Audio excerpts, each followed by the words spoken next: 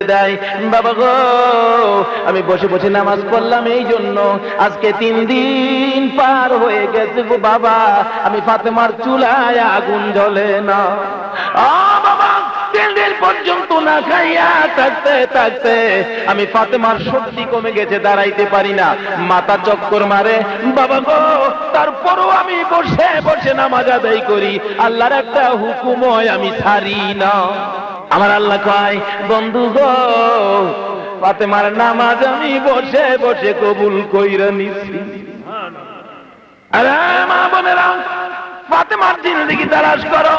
খাদিজাতুল কুবরা রাদিয়াল্লাহু তাআলা আনহা নবীর জন্য কানলে, ফাতেমা নবীর এতিম বাবারে আদর করবে বলে প্রতিজ্ঞা করলেন, ওয়াদা দিলেন। কিতাবগুলো দেখুন, খাদিজা বিদায় হওয়ার পর নবীজি মনের সকল দুঃখ ব্যথা ফাতেমার কাছে বলতেন।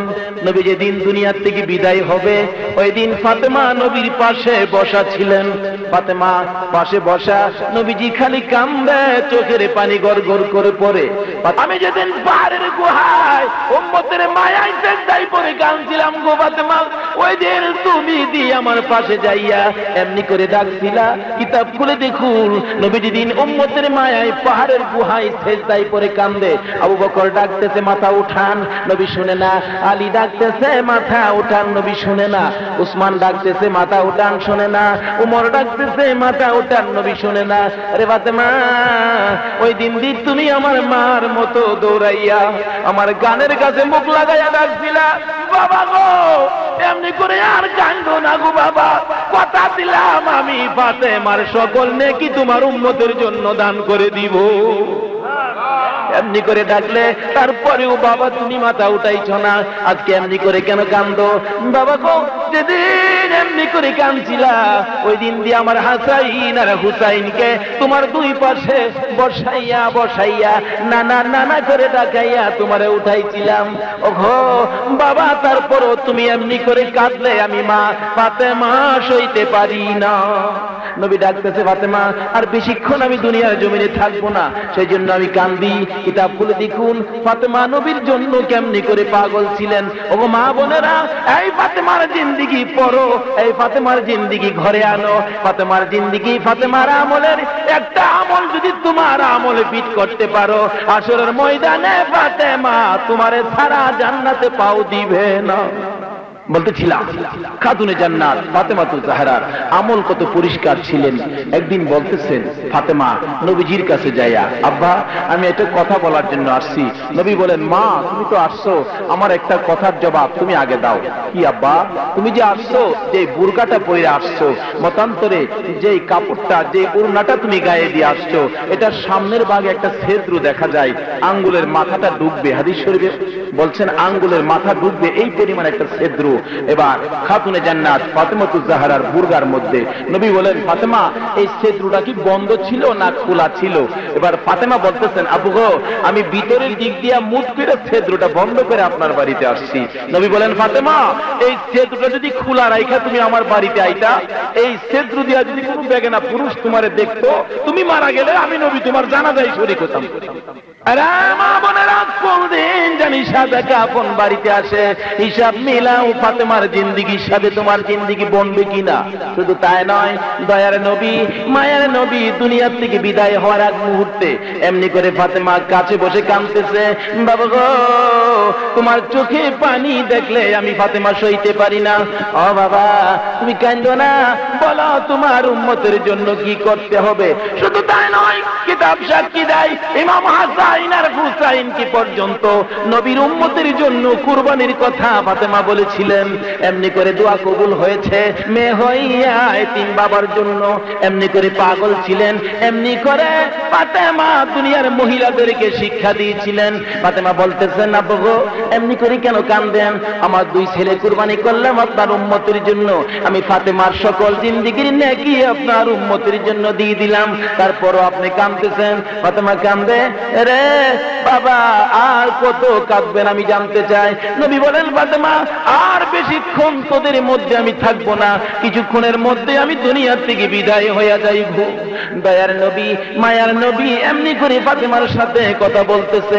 ফাতেমা ডাকতেছে, আব্বু গো, ও আব্বু, আপনি যেদিন হাসরের ময়দান কায়েম হবে, এদিন বিপদে পড়ে কান্দে থাকলে, আপনি বিপদে পড়ে চোখের পানি দিয়ে বুক বাসাইলে, আমি আমার মার কাছে বলে রাখছি আমি আমার এতিম বাবারে আদর করব।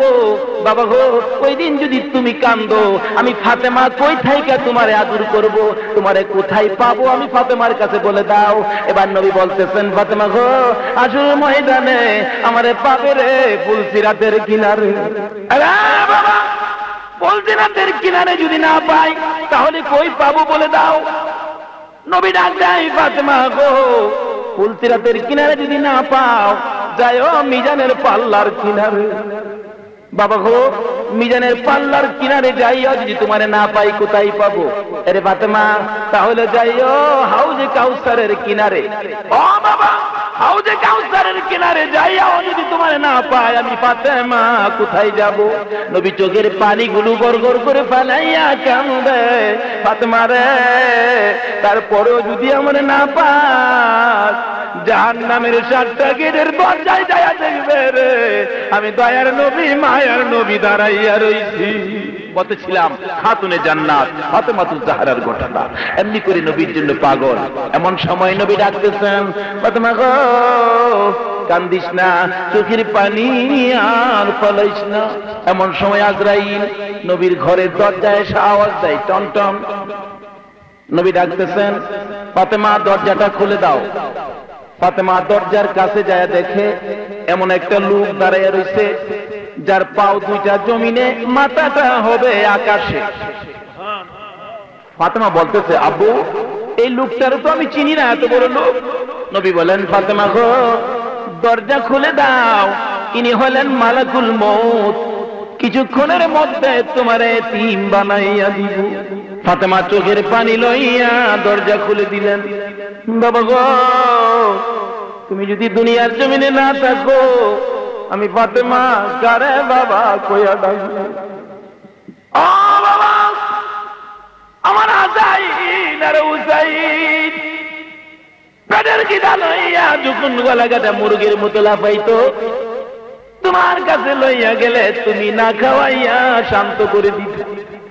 বাবা গো, আমার হাসাইন আর হুসাইনকে কে আদর করবে?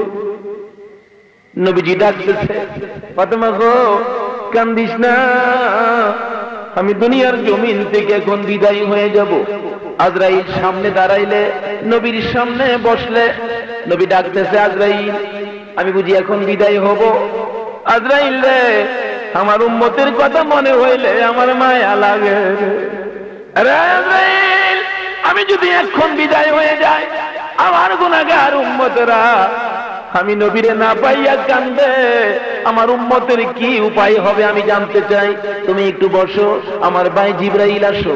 সঙ্গে সঙ্গে জিবরাইল হাজির। ইয়া রাসূলুল্লাহ, কেন কাঁদতেছেন চোখে পানি লইয়া? কাঁদবেন না, খবর নিয়ে আসছি আল্লাহর পক্ষ থেকে, আল্লাহর সালাম, আমি জিবরাইলের সালাম গ্রহণ করুন।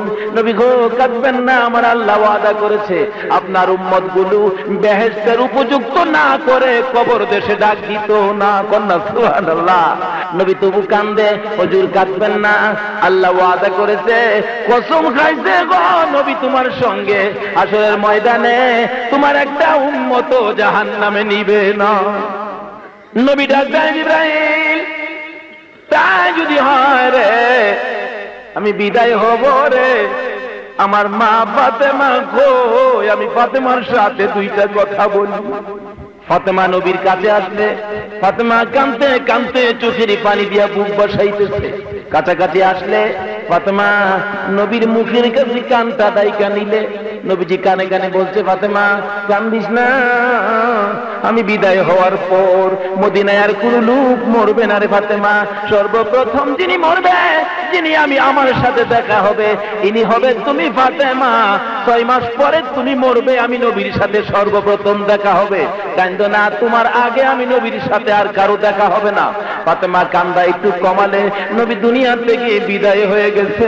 সমস্ত মদিনা মানুষের চোখে পানি, নবী নাই, নবী নাই। হাসাইন কান্দে, হুসাইন কান্দে, মা গো নানা কইয়া কারে ডাকবো। 6 মাস পর্যন্ত ফাতেমা কোনদিন একটু হাসি দেন নাই, শুধুমাত্র কান্দে, শুধুমাত্র কান্দে। কার জন্য? বাবার জন্য। এতিম বাবা দুনিয়া থেকে বিদায় হয়ে গেল, একদিন একটু হাসি দিছিলেন। কয়দিন? একদিন। হে মা বোনেরা, লক্ষ্য করে শুনো, ফাতেমার হাসির কারণটা কি? ফাতেমার হাসির কারণটা ছিল দুনিয়ার থেকে বিদায় হওয়ার আগ মুহূর্তে ফাতেমার 6 মাস কাছাকাছি হয়ে গেছে। এই অবস্থায় মা আয়েশা সিদ্দিকা রাদিয়াল্লাহু তাআলা আনহাকে ডাইকে বলতেছেন, ফাতেমা, আম্মা, আম্মা, আমি ফাতেমা যদি মারা যায় আমার লাশটা কবরে পাঠাইবেন কেমনে? আমারে পর্দার সহিত কি কবরে পাঠাইতে পারবেন? আমি যদি কবরে যাওয়ার সময় অন্যান্য মানুষের লাশের মতো আমার লাশটা উদাম ফেরা লইয়া যায়, বলতেছেন তুমি বলো না মা কেমনে পাঠাইতাম? আমারে কবরে পাঠাইবা রাত্রের বেলা, রাত্রের অন্ধকারে পাঠাইবা, কেউ যেন আমারে না দেখে। 2 নম্বরে বলতেছিলাম খাতুনে জান্নাত ফাতেমাতুজ জাহরার 6 মাস পুরা হয়ে গেল, নবী দুনিয়ার থেকে বিদায় হওয়ার এশারের নামাজ পড়ে খাতুনে জান্নাত নামাজের বিছানায় বসে কাঁদতেছে, বাবা গো, ও বাবা আমার আর কত কান্দাইবা। কাঁদতে কাঁদতে অজ্ঞান হয়ে পড়ে গেছে, ঘুম ঘুম ভাব চোখে আইসা গেছে। রাসূল ডাকতেছে, ফাতেমা রে, আর কান্দিস না, তোর চোখের পানিতে আমি নবীর রওজা ভরে গেছে রে। রে ফাতেমা, কাল সকালে তৈয়ার থাকিস, আমি রাসূল তোমার নেওয়ার জন্য আসবো। ফাতেমা ঘুম থেকে উঠে ফজরের নামাজ পড়ে নবীর কাছ থেকে খবর পাইয়া নামাজের বিছানায় বসে চোখের পানি দিয়ে বুক বাসাইয়া কাঁদতেছে। কান্দার আওয়াজ শুনে হযরতে হাসাইন আর হুসাইন দৌড়ে এসে 2 ভাই মিলে মার গলায় করে কান্দে, মা গো তুমি কেন কান্দো এত সকালবেলা? এত কান্দা তো কোনোদিন কাঁদছো না গো মা, বুঝতে চাই, বুঝতে পারিনি কেন তুমি কান্দো। ফাতেমা 2টা সন্তানের গলায় ধরে 2 গালে 2টা চুমো লাগাইয়া ডাকতেছে, বাবা হুসাইন, হুসাইন রে, মা কইয়া কারে ডাক দিবি? আরে হুসাইন, তোর নানা মদিনা থেকে আমার ডাক দিচ্ছে, আর বলে আমি দুনিয়ায় থাকবো না।